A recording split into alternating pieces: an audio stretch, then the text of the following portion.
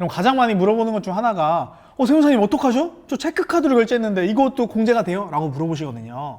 여러분 그냥 카드면 됩니다.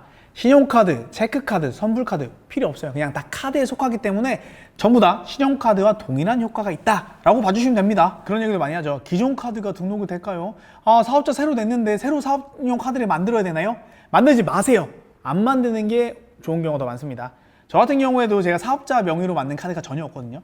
제가 찾아봤는데 사업자 명의로 카드를 만들면 혜택이 없는 거예요. 생각해보니까 은행에서는 사업자 등록을 하면 사업자 카드를 당연히 만들잖아요. 그러니까 혜택을 많이 넣을 필요가 없는 거죠. 그런데 제 개인 명의의 카드는 혜택이 되게 많아요. 뭐 대한항공 마일리지도 쌓이고 배달의 민족 시키면 할인도 되고 이런 카드들을 제가 맞춰가지고 개인 카드를 사업용 카드로 등록해서 사용하고 있습니다. 그러니까 신규 카드 만들기보다는 기존에 쓰고 있는 잘 사용하는 카드를 오히려 사업용 카드로 등록해 놓으시는 걸 추천드리고 있습니다. 이 사업용 카드 관련해서 정말 많이 연락이 오는 것 중 하나가 뭐냐면요, 세무사님 나 개인 용도로 쓰는 카드 있는데 이건 어떻게 해요? 저는 분명하게 말씀드립니다. 개인 카드 전부 다 사업용 카드로 등록해 놓으세요. 사업용 카드가 아닌데 사업용 카드로 등록하는 게 말이 돼요? 두 가지 이유가 있어요. 첫 번째 이유는 세법에서 사업용 카드 등록은 강제되는 게 아니에요. 이상한 거 등록한다고 해서 가산세가 나오지 않습니다. 카드 내역을 잘 추려서 세금 신고할 때만 잘 반영을 하면 되거든요. 어차피 그 반영은 세무사들이 하잖아요. 그러니까 다 등록해 놓으시고요. 대신에 개인용 카드로 쓰는 것들은 세무사한테 알려줘야 합니다. 똑같이 냉장고를 샀어도 사업용 카드로 샀으면 사업용으로 썼나 보다. 그런데 개인용으로 냉장고를 샀으면 저희가 물어보겠죠. 이 냉장고 개인 카드로 쓰셨는데 개인용으로 사셨나요? 아니면 사업용으로 냉장고 사셨나요?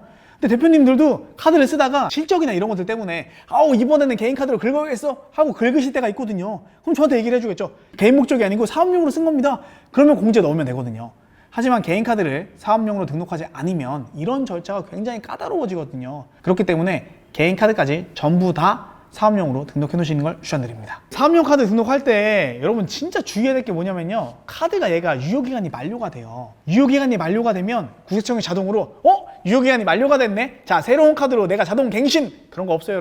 여러분이 하나씩 딱 등록을 해주셔야 합니다.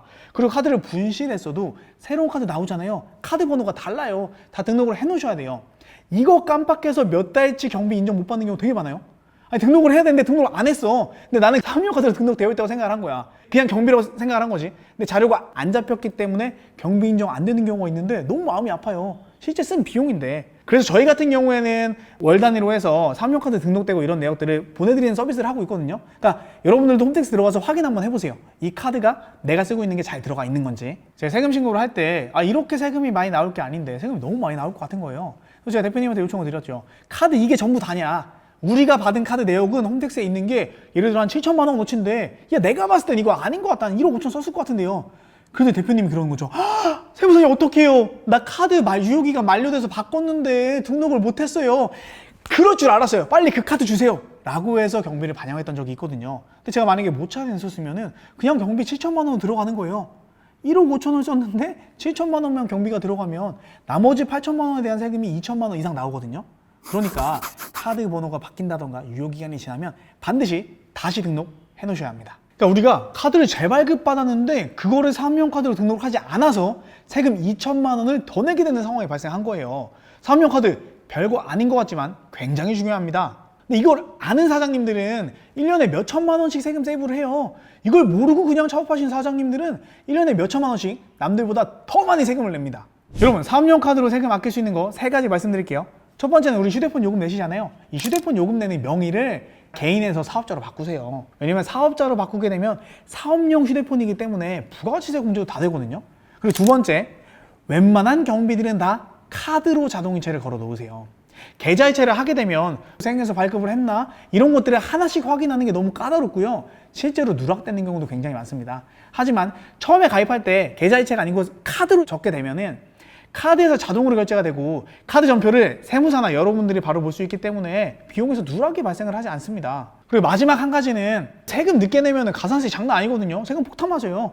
그런데 카드로 무이자 할부를 하게 되면 0.8%의 카드 수수료만 나오거든요. 여러분 우리가 매출이 발생을 하면 돈을 써야죠. 돈을 써야지 그 번 돈이 우리 호주머니에 들어오잖아요. 이 금액이 낮을수록 세금은 줄어듭니다. 거기서 가장 중요한 역할을 하는 게 사업용 신용카드겠죠. 이렇게 오늘 카드 사용하는 꿀팁까지 알아봤습니다. 자, 오늘은 사업용 신용카드를 어떻게 하면 잘 쓸지에 대해서 알아봤습니다. 기초적인 내용이긴 한데요.